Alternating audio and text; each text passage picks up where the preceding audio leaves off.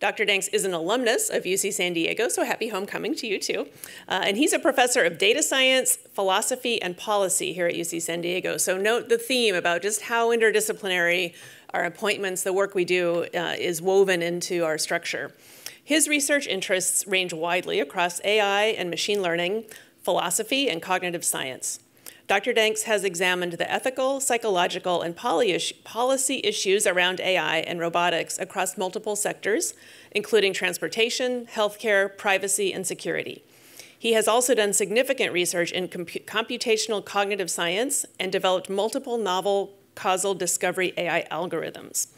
Dr. Danks is the recipient of a James S. McDonnell Foundation Scholar Award for his cognitive science work and an Andrew Carnegie Fellowship on Trust and AI. He currently serves on multiple advisory boards, including the National Academy of Medicine and the National AI Advisory Committee. So today, Dr. Danks will be talking about responsibility and trustworthiness within AI. And again, no pressure there. Welcome, Dr. Danks.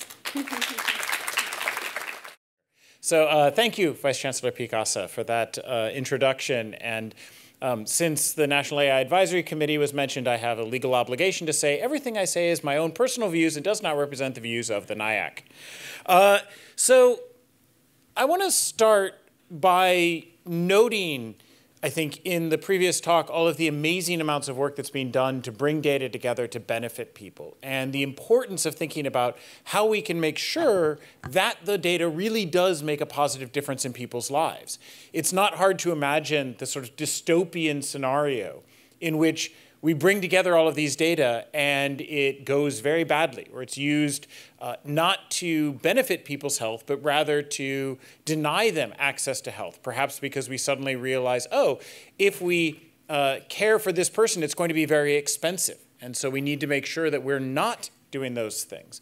To, as Sally said, to make sure that the AI is being used to reduce the inequities within our healthcare system rather than expand or increase them. And so that's been a major theme of the work that I've been doing, especially over the last 10 to 15 years, is trying to think about this question of how can we ensure that our AI is responsible and trustworthy. And I want to start by telling two stories. The first story is from 2016, so ages ago. At the time, I was living in Pittsburgh. I was at my previous job. And all of a sudden, these cars with this really weird-shaped hat appeared all around town, in particular around the neighborhood that I lived in at the time. And, you know, I tried to figure out what it was and then realized, oh, those cars are self-driving cars. These are autonomous vehicles being tested on the streets of the neighborhood that I lived in, on the streets where my daughter, who was at the time in 7th grade, was walking to school every single day. And the autonomous cars are driving right next to her as she's doing that. Cars that we didn't invite to come, cars that were at the time not subject to any governance or policy. That was part of the reason that they started in Pittsburgh, is because in Pittsburgh, there were no rules about what could be done and what couldn't be done with autonomous vehicles. Because who would have thought that we would need to write laws about self-driving cars? I mean, come on, why would we need that? And so, you know, to their credit, I want to be clear, the companies that were testing at the time, Uber ATG, Aurora, and others, Argo, did things very responsibly. They were very careful about having their drivers pay attention. They were careful about making sure that they were collecting good data. They were good members of the community right up until they weren't. Right up until March of 2018, when tragically a pedestrian was hit and killed by an Uber self-driving car in Tempe, Arizona. At which point the cars were immediately pulled off the roads so that they could do more testing. But we've now seen these cars come back. Many of you will have heard about the tragic events in San Francisco with Waymo cars, where a pedestrian was hit and dragged by the vehicle when it was trying to do the responsible thing of park after an incident and instead dragged the pedestrian that it had struck. I'm sorry to be a depressing person on a Saturday morning. But the reality is these vehicles are impacting people's lives quite directly. It's not just in the clinic. It's not just on our streets. We need to make sure that these systems are developed in trustworthy and responsible ways. A second story we are now at the 2-year anniversary of all of our lives changing when ChatGPT went live to the public. At the time that the large language models, things like ChatGPT, became available to the public, it's not as though they were just invented then. Large language models had actually been around for a little while. And quite frankly, there were, at the time it was released, ChatGPT was not even the best of the large language models. But OpenAI was the first one to say, we're just going to expose it to the public. We're just going to let the public start to play with these things. Now, one might wonder whether that was actually a responsible decision for them to do that. We've certainly seen dramatic changes in society over the last 2 years because these systems, ChatGPT and its subsequent variants, Claude, Llama, all of the various ones that are out there now, there have been a lot of changes because of them. I will tell you, pretty much every faculty member on this campus is freaking out trying to figure out how do we do our teaching differently in light of these systems. I teach philosophy classes. I often want my students to write 10-page essays. Have to rethink how we do that in light of these systems. And this system was simply deployed into the world. OpenAI did not put on guardrails until after the fact. They did not think necessarily about whether this was the responsible thing to do. And so there's really been this surge in the last few years in a recognition that we need to think about it. And you can have endless news headlines that talk about the importance of having trustworthy AI.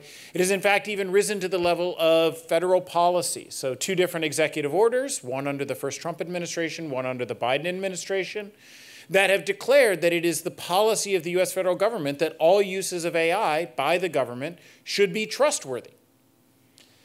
Now, at this point, you're probably thinking, okay, this is fine. What does it mean to be trustworthy? What does it mean to do responsible AI?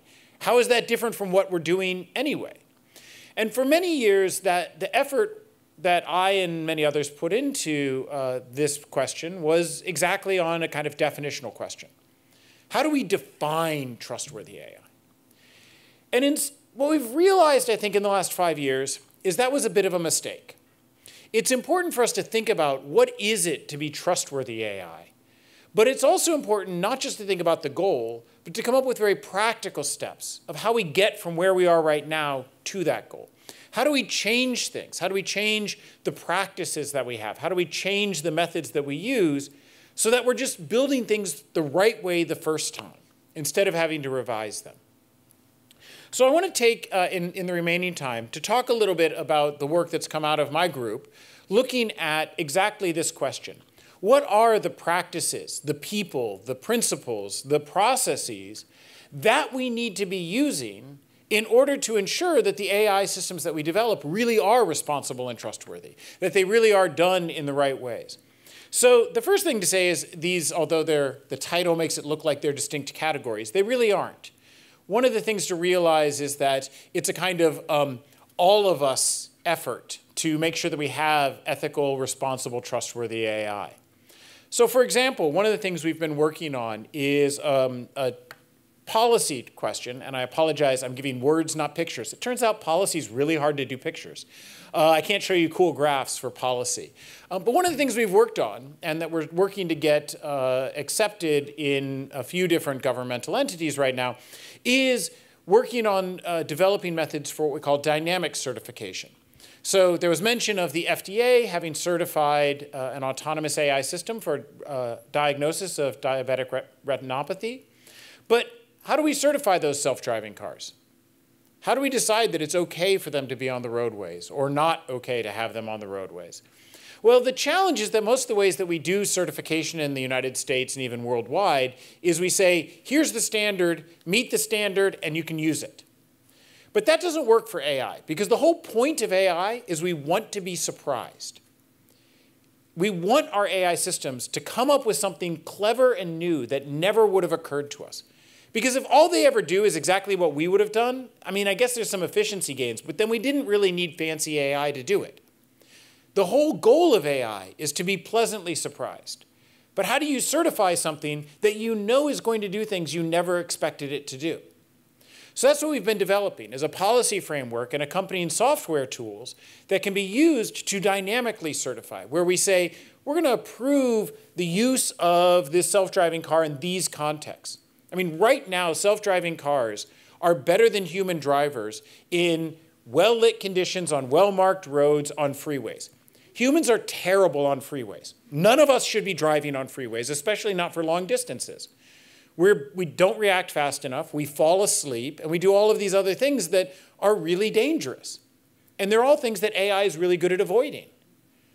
But I will tell you, coming to campus this morning when there are 2 different lanes that were closed on roads as I'm trying to get from home to here, and then I have to navigate the parking garage here, you do not want a self-driving car to do any of those things. And so how do we have a way in which we can approve their use on a sunny, well-marked I-40 in Oklahoma, which is a terrible time for a human to be driving, but then recognize that they shouldn't be used when I'm trying to navigate La Jolla on a weekend. So that's one big project we've been doing. At the other kind of extreme, right? On one extreme, we've got very social policy. At the other extreme, we're actually building novel algorithms. So there was mention of algorithmic bias, this problem that we have that our algorithms, in many cases, will mirror the historical practices that we've used. And those historical practices might be wildly biased. It might be that a particular neighborhood has historically not gotten good medical care. And so what is our data going to tell us? It's going to tell us that community doesn't need appropriate medical care. But that's not what we want. We want to know what the community needs, not what we historically gave them. And so the challenge is it turns out that the algorithms that we have for this particular problem make lots of assumptions that turn out to be false. And so we've been developing novel algorithms not only to be able to have AI that's less biased, but to find out what it is in the world that produced those biases so that we can actually start to not just fix our technology, but fix our societies. A completely different challenge that we've been wrestling with is, and this gets a little nerdy, but I figured why not on a Saturday morning, is the problem that what do you do if you find out that the human who's going to work with your algorithm, they're the thing that's biased? How much am I allowed to have my algorithm compensate for the human's bias? So as a concrete example, there's a problem, there's something many of you may know about in the criminal justice system in the United States. You might be approved for bail, which is to say that you've been arrested, and while you are awaiting trial, you put up a certain amount of money and you are released until your trial. Well, it turns out that this is a process that is rife with bias. And there are some people who have developed algorithms that actually are much less biased, that make it so that the color of your skin and whether you are male or female and your socioeconomic status don't actually matter in terms of the bail that is recommended. But legally, you can't require a judge to follow an algorithm. And so this algorithm was introduced in Kentucky, and lo and behold, although the algorithm was largely unbiased, the humans reintroduced all of the problematic behaviors. And so the bail process in Kentucky today is just as biased as it was before the algorithm, because the humans just ignore it disproportionately for people who have darker skin, male, younger, lower socioeconomic status. So the question is, would it be ethical and responsible for the algorithm to actually compensate for those biases, to offset the racism that is, whether implicit or explicit, in the Kentucky bail assignment process?